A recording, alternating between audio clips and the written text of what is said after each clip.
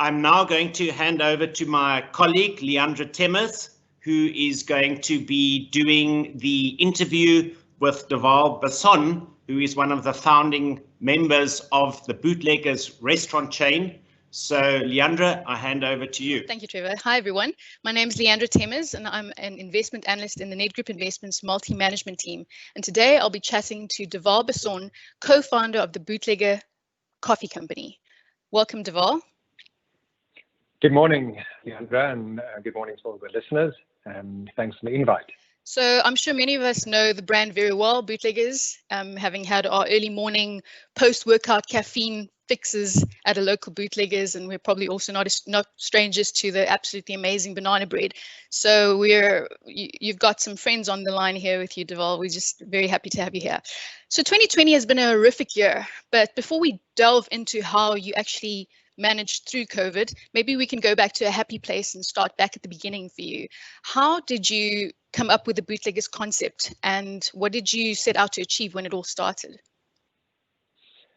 Leandra, yeah, I mean, we are now a business with about 25 restaurants, 25 Bootlegger restaurants, and 3 more opening before the end of the year. It's been a crazy and an amazing journey of about 8 years.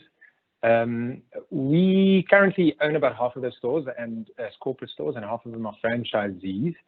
Our franchisees and ourselves are able to open, even during this COVID lockdown period, another 2 stores and another 3 to open literally in the next week or 2. But the original concept of Bootlegger really started or came about as a need that we identified back in the day. We're 3 business partners in Bootlegger. It's myself, my brother Anthony, and our best friend from school, Peter Bloom. And we've been friends for 30 years and done amazing stuff together. After school, everyone went in their own direction, and at some point started dabbling different type of businesses, franchise restaurants being one of them. And at some point about 10 years ago, we found ourselves all living in Sea Point, literally around the corner from each other. And we were all single at that point in time, living very active lifestyles, cycling, running, and just having a general great time as bachelors in Cape Town. And we all very early risers and avid coffee lovers, and really saw a need for a coffee shop that opened 6:30 in the morning. We all either finished running or about to go for a cycle, and you just needed that coffee. And at that point in time, everyone really opened 7:30, 8 o'clock. So we decided to fix that problem. And the perfect corner site happened to open up in Regent Road, literally around the corner from where we lived. And we jumped at the opportunity to get that lease. And during that period, we thought, okay, but we really wanted to roast our own coffee and learn everything there is to learn about the industry. So we ordered a roaster from Holland. We imported the company that made it's called Giesen, or Giesen. It's probably one of the best roasters in the world, like the Rolls Royce of roasters. And then just before shipping the roaster to SA, Giesen contacted us and they asked what name do we want to put on the side or engrave on the side of this roaster. And that's the first time we really sat down and thought, oh, we probably need a name for this business. And it happened after a couple of whiskeys. We came up with a name, Bootlegger Coffee Company, late one night. And we just all felt it was absolutely perfect. It just resonated so much with us. Exactly what we were. We're outsiders in the industry. We are mavericks. It felt absolutely perfect. And I think that combination of that first site in Regent Road that became quite an iconic Bootlegger site, together with the name Bootlegger Coffee Company, was really instrumental in the character of what Bootlegger was originally and what it has become. Yeah, that's how it really started. That's a really great origin story, Deval. So you guys really started out small with the familiarity and the kind of feeling of being a local corner coffee shop. Are you at all worried that if you guys open more stores and you scale up, that you might lose a bit of that identity and potentially alienate some of your existing customer base? Leandra, it's a good question. Bootlegger is not a mass brand. Our site selection is not national and regional malls. We prefer to be in communities, and we'll never lose that connection with our customers. Whether it be the jogger at 6:30 in the morning, or the cyclist, the businessman on his way to work at 8 o'clock or 9 o'clock, the guys coming in to work on their laptops, the granny coming to meet a friend for some tea and cake, really service the people that live and work around our shops. And as such, we really are part of the communities. Okay, so how do you differentiate Bootleggers from all those other coffee shops and breakfast places out there? I also see that I think Starbucks is opening a few stores in Cape Town in December, but I'm not sure if that worries you at all, if they're at all in your your Listen, radar. in our industry, there's constantly coming new competition coming, and Starbucks. Sure. No, to be honest, we're not really worried about them. I think they've got a different business model to us. We obviously have a way more food offering and all the rest of it. But apart from that, people really seem to identify with our brand. We keep it simple, we keep it honest.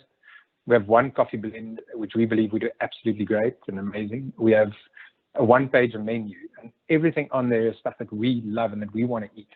And then we're constantly training and retraining ourselves and our staff, and to make sure everyone is on top of their game. And apart from that, we also make sure that we source the best products and ingredients we can, whether it be organic, free range, sustainable, artisanal. We really source the best possible products, and then we offer those products to our clients at a really good value. Anyone that's been inside a Bootlegger can attest to the fact that our products are amazing, and it's a relatively good price. It's the type of business or shop that you can come back to for a coffee, for a breakfast later on, for a business meeting over lunch, and even for a beer and a burger in the afternoon. And then, anyone that's also been inside a Bootlegger will know that there's really something magical about a Bootlegger coffee shop. There's a vibe, there's a kind of an X factor, and people really identify with that vibe, and they want to be part of that Bootlegger community. So, yeah, I think what differentiates us is that combination of that X factor and our offering. Absolutely. Speaking about Starbucks, though, I have to ask about sustainability. In terms of responsibly grown and ethically sourced agricultural products, I know Starbucks is big into fair trade coffee. Is that something that Bootleggers at all supports, or do you look at any other initiatives? Yeah, absolutely. So fair trade is an amazing initiative. In our opinion, slightly one-dimensional. I mean, their approach is really about subsidizing farmers by adding a few cents above the market price. With around 23 or 25 million coffee farms around there, we don't believe that approach to be sustainable. We decided to rather team up with the Rainforest Alliance. Their approach is more, let's start by making sure crops are farmed in a sustainable manner that looks after the environment. And by doing that, the farmers are able to command a higher price for their products from buyers like ourselves in any case. And it's more natural market-related forces at play rather than just subsidizing a price. And these farmers do get a higher price. All our coffees are now 100% Rainforest Alliance certified. And for that, we pay a premium. We pay a massive premium over commodity type coffee, and also in specialty grade coffee that we buy. It's a premium to buy Rainforest Alliance certified coffee. But we believe it's the right thing to do. We believe our customers not only appreciate that approach of us, but also demands that. So yes, we do. We absolutely support the Rainforest Alliance. Okay, that's amazing. I'm definitely going to read up more about the Rainforest Alliance. I think these initiatives are really great. Going back now to March earlier this year, SA goes into level 5, lockdown during COVID. How well were you prepared heading into lockdown, and how did you adapt? What measures did you put into place, etc.? To be honest, we were taken by surprise, probably as much as everyone else, when that initial full lockdown got announced. We saw it coming about 2 weeks before as turnovers started dropping. People started becoming a little bit wary of what's going on. And we saw trade tapering off, and then suddenly it just started plummeting towards that few days before full lockdown. Luckily, we have an amazing team of people, and everyone just adapted at the snap of a finger. As that business started tapering down, we started reducing stock on hand in stores. We reduced staff in store. We just reduced menu items to make sure that we can still sustain our businesses. The other thing that we kind of expected and assumed in all this was that insurance companies will have our back, which unfortunately they didn't. It turned out a massive disappointment. Even to this day, we haven't received a single cent from any of our insurance policies. So we realized that, we're on our own. No one's going to come and save us. We'll just have to pull up our socks and really look after ourselves and the people that work for us. And then, as lockdown happened, we all locked in our houses. We literally then just went back to the basics, and we stopped and re-looked at every single expense in our business. We cut wherever we could. We cut as deep as we could, as hard as we could. And I think we really got to the grips with that type of situation very quickly. As lockdown started lifting, we first started up with wholesale delivery. We've got a central bakery, so we started doing bakery deliveries to people's home, retail coffee to people's houses. We used some of our waiters, some of our managers, everyone that had access to a car got an opportunity to start doing deliveries. And the guys were obviously ecstatic to be able to start working again. And then, as our restaurants started opening up, we really monitored every single step of the way. We needed to manage our cash flow. We need to make sure that, in every single level, we needed to be compliant with the COVID regulations.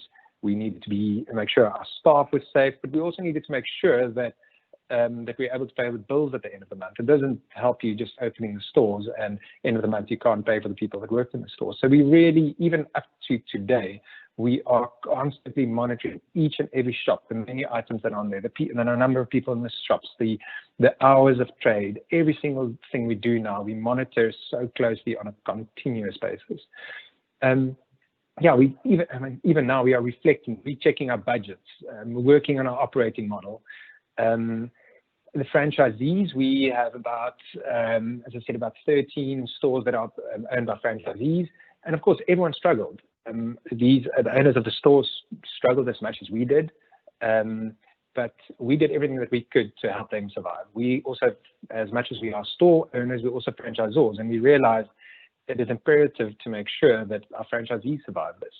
So we didn't charge fees, franchise fees or marketing fees from March to, I think the first time we started charging fees was in August, September. And even then, we only charged fees where we could see the turnover in those stores of such that they can actually survive. And we had to give some stores and some franchisees terms. So we absolutely made sure that our franchisees survive this. And I think they've appreciated and have seen how resilient the brand is. People really flocked back to the shops as soon as they could.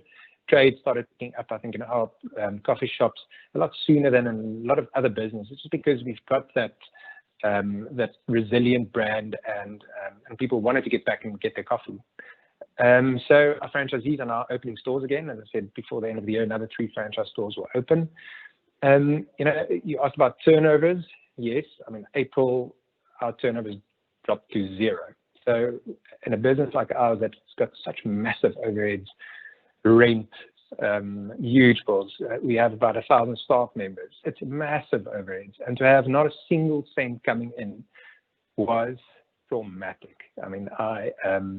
It's one of the hardest things that's ever happened to me and my business partners. We had to delve deep into our own savings to make sure that we survived. As lockdown started easing up, we went to 90% down from previous year, 80% down from previous year, 70% down. And currently we're sitting at about 25% across the board down year on year. Some stores are, interestingly enough, slightly up from last year, mostly stores in residential areas. Those stores in more corporate and business environments are down slightly more than 30%. So, obviously people working from home more. So it's every single level of turnover, we now make sure that we are sustainable and we are able to survive. So even with the lower turnover, some of our stores are actually still very profitable. In terms of staff, that was probably the hardest thing for us. As I said, beginning of March, we had around 1,000 staff members across the group, from permanent to temporary. And even though the initial lockdown was only going to be for 2 weeks, we kind of saw what was happening overseas and across the world, and we realized this is going to be massive. It's not just going to be 2 weeks. And we decided to make a very hard decision that we're going to put every single person in our employ on temporary layoff, including ourselves. So literally 1,000 people went on temporary layoff from the end of March to the 1st of December. And we started bringing staff back as and when we were able to. As trade started picking up, we brought back people on 1 shift a week, 2 shifts a week, 3 shifts a week. And our staff has been absolutely amazing. They realized the situation that we were in. They understood that everybody needs to do their bit to make sure the business survives. And they were willing to cross-train and do different things. Managers cleaning stores, baristas helping with other stuff. It's been an amazing experience to see people cross-train and willing to do anything and everything to make sure that a business survives. So yeah, those are the measures that we've put in place. Well, it seems like it was a really tough time for you, and I'm sure you just echoed the sentiments of many local business owners in terms of what they went through during COVID. We're running a little bit short on time, and I'm trying to get us back on track. So final question for you. Can you leave us with some key lessons that you've learned in starting Bootleggers, and then as well as maybe some lessons you've learned through the COVID crisis? Yeah, I think firstly is you need to, whatever you do, you need to have some fun, because you never know when that Ferris wheel will stop like it did now. The other thing is that we learned there's still a lot of opportunity in South Africa. We and our franchisees think we're excited about the future. There's still some great stuff happening and great opportunities. And the third thing is that your business plan probably never works out exactly how you planned it, but you've got to start somewhere.